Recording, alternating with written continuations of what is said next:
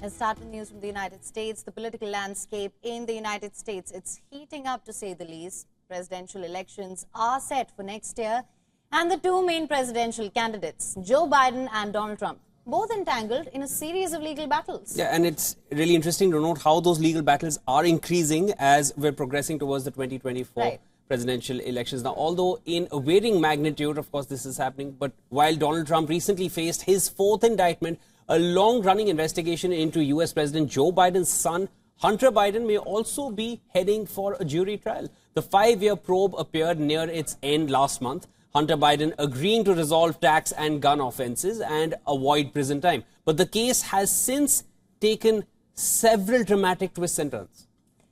Now the Republicans are intensifying their attacks on the Biden family further. House of Representatives Speaker Kevin McCarthy recently made the following allegations. He said Biden family created 20 shell companies when Biden was vice president, adding that Biden family got between 16 to 17 payments from Romania.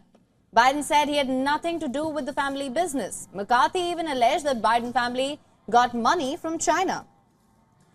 Now, just last week, Chairman of the House Committee on Oversight and Accountability, James Comer, who is a Republican lawmaker, we must mention that here, released documents that revealed how the president's family members and their business associations received over $20 million from foreign oligarchs during the time when Biden was the vice president. Now, these oligarchs obviously coming from Russia and Ukraine as well, which has raised a lot of eyebrows. Now, Republicans say the Biden family used these shell companies to hide foreign money. As the race for the White House heats up, the issue of Biden's shell companies and his son's tax case, that's said to be exploited by the Republicans. And with this, Republicans intend to counter the questions on Trump's legal troubles.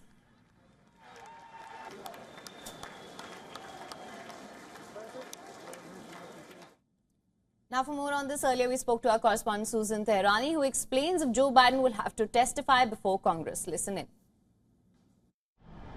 Chairman of the House Oversight Committee, James Comer, says that he may eventually call President Biden to testify before Congress, although it's very unlikely that the president will do so.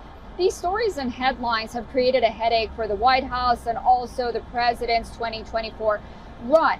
Meanwhile, James Comer also told Fox Business that they're compiling evidence and it's coming along and will eventually lead to the subpoena of the Biden family. The last president who testified in front of Congress in 1974 was President Gerald Ford, who did so voluntarily. And the reason was he talked about why he pardoned former President Richard Nixon.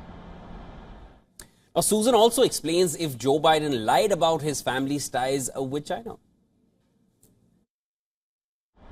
In at least one instance during the 2020 presidential debates, Joe Biden was asked by the moderator whether or not his son Hunter had done business in China or Ukraine, in which he flatly denied. However, 3 years on, we now learn from Hunter Biden himself that he did do business in China. And of course, we know he did business with Burisma in Ukraine. So the question now remains whether or not Americans really care about Hunter Biden's business dealings. The answer to that is probably no. They will care if it comes to light that President Biden himself was involved.